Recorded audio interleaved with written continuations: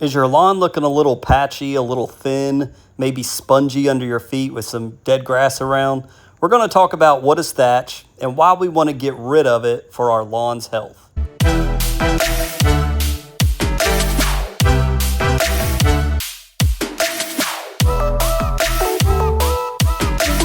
So let's start with, what is thatch? It's a term that gets thrown around YouTube all the time. Many of you that have been in lawn care, you've done lawn care, you probably already know the answer to this, but this video is geared towards maybe some newer people who's not familiar. Maybe they're embarrassed to speak up and say, I don't know what it is. Or maybe they're like me when I was younger. They're too lazy to look it up and they just hear the term. To define thatch, it's a layer of dead grass, roots, and debris between soil and grass blades. Basically, I've got this all over my lawn right now as we are late into the summer. Here with my tall fescue lawn, you guys know I told you last time I've cut my lawn all the way down to 2.5 inches, which I've never done in August. We've had such cool temperatures and so much rain, I'm able to successfully do that. But I have areas in my lawn, whether I've messed it up, whether it's been messed up by high heat, whether it's by insect damage, I have layers of, quote, thatch in my lawn, which is die-off in my lawn. That's basically what we're talking about. So why is it bad? Well, it blocks water, nutrients,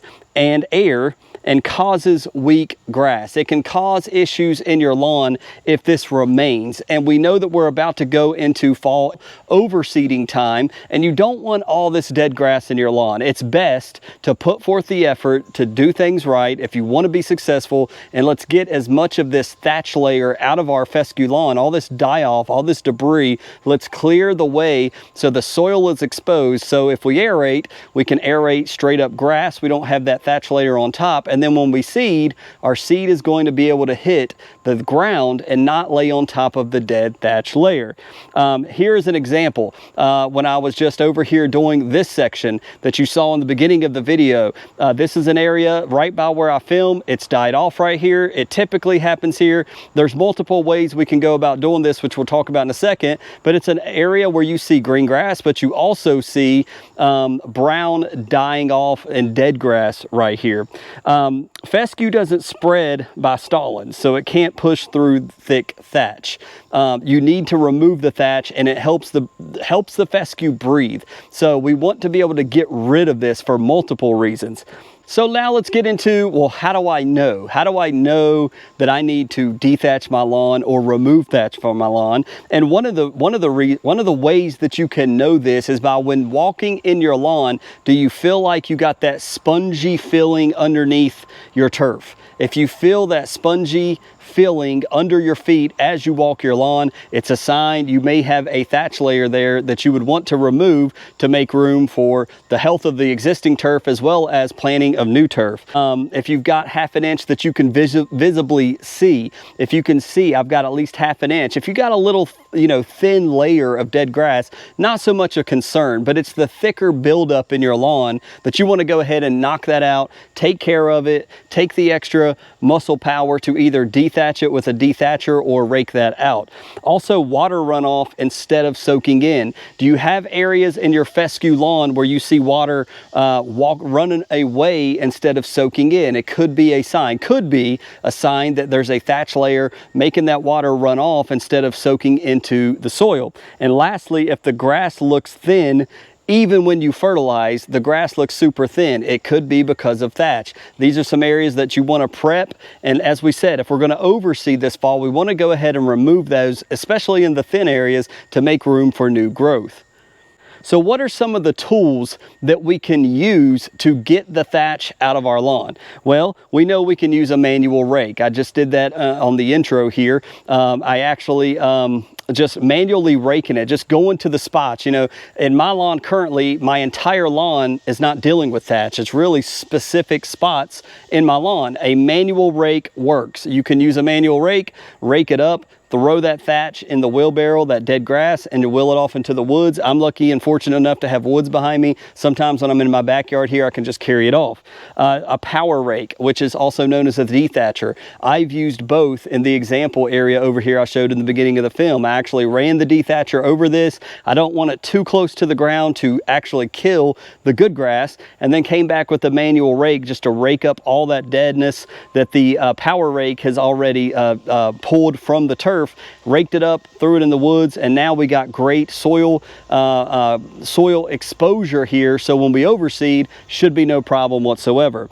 A lawnmower with dethatching blade. I don't have that, but that is a light option that's listed from some of the professionals. So if you do have a mower with a dethatching attachment, that can be used. And lastly, pros and cons of each, which would be the dethatcher. The dethatcher is going to be quicker. It's going to be able to spin it up. It's going to do a great job. Obviously, it's powered, so it's going to be able to pull up the really heavy stuff that maybe you're struggling with. If you're older, you have breathing issues, a manual rake can be time consuming and also be more intensive for work. So a power rake may be worth, or a dethatcher may be worth your time and effort. So if you have both, I use both. They also make dethatching rakes, which is more specific to try to get that thatch from the bottom of the ground up for easier. So obviously using a power rake or dethatcher is going to be much faster and easier on the body, but you can use manual rake if that's all you have as an option. So when is the best time to get rid of it? Well, clearly we're making this before fall overseeding. We want to remove the thatch for a fescue lawn.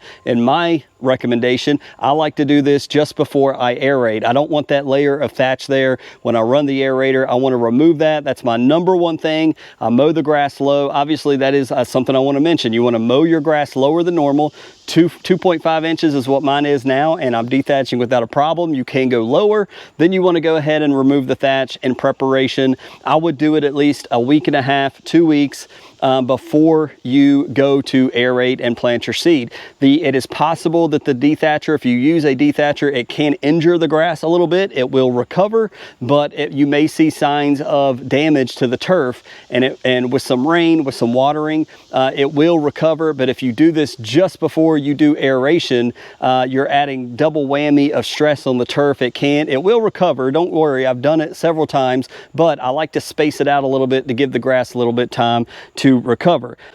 So how do we actually do the process? Well, let's go over here to one of my areas and let's go through how I dethatch the area here in my fescue lawn in Central North Carolina. All right, guys, so we're right here on the back porch where I film basically all my videos. I hope you can see right here this strip of area where I just have grass that has died off. As some of you that keep up with my videos, you've watched most of my videos, you know that probably came from the very high volume of green effect and fungicides that I put down, that I smoked it off on accident in combination with lack of rain and heat. So when I come to aerate this, I don't want this here. So the first thing we want to do is we just want to rake this out. So let's say this is a small area. This is not something I would use a power rake for. This is very easy. Easy for someone my age, I say that. But all we're going to do is begin to rake this. And as you see, as I get closer to the camera, hopefully, it's just falling off because it is brown. It's paper sack brown, as Pete says. It is dead as a doorknob. And as we do it, the grass is just falling off. It's just the debris is falling off. It's not so much debris in the soil, it's just dead grass that has died, and we need to handle it and rake it out. And you can see as I go along the edge right here, very simply, I'm not raking hard, just very average as far as power wise. I'm not scrubbing it and doing it very hard. And this is just with the rake, and there it is. And as I come back this way, you can see it's exposing the soil as we go. So now all you want to do is rake it up and remove the thatch. Very simple. It does take some time though, does take some effort. If you have a child that got in trouble for bad grades, great exercise for him to learn how to dethatch the lawn. Maybe you got a grandson, granddaughter that's coming over and you like to give them money. Well, this is a way they can earn that money. Hey, you see this area of dead grass? Take this rake. I want you just to rake all the dead grass off. Let me see it, and then let's haul it off together. Or let's go dump it in the woods or put it in a trash bag. And so I like to have my wheelbarrow handy when I do this, especially in the front yard. I'm here in the backyard and the woods is right here. So really I can just throw this thing up on my, my rake right here and haul it off to the woods. But there you can see a little ball of, quote, thatch, just dead grass that has died off basically in the last month, when we had lack of rain and when it wasn't able to recover from some of the chemicals I put down as a mistake. And there we go. So now, according to some of the things I see online, when you dethatch your lawn, you want to immediately go ahead and overseed. This can, obviously, I said this in some of my previous videos, this is exposing our dirt to the sun. So now the dirt has direct contact with the sun, and now we can get weeds to pop up in here, crabgrass to pop up in here. We're raking, we're turning over some of the dirt. It is recommended to go ahead and overseed if you're able to do that. So you may want to do this closer to overseeding. So let me correct myself from previously. Not perfect here, DIYer. But at this point, all you want to do, rake it, get all your collection of thatch together, which we have piled up over here. Let's just throw it in the woods and this section's done.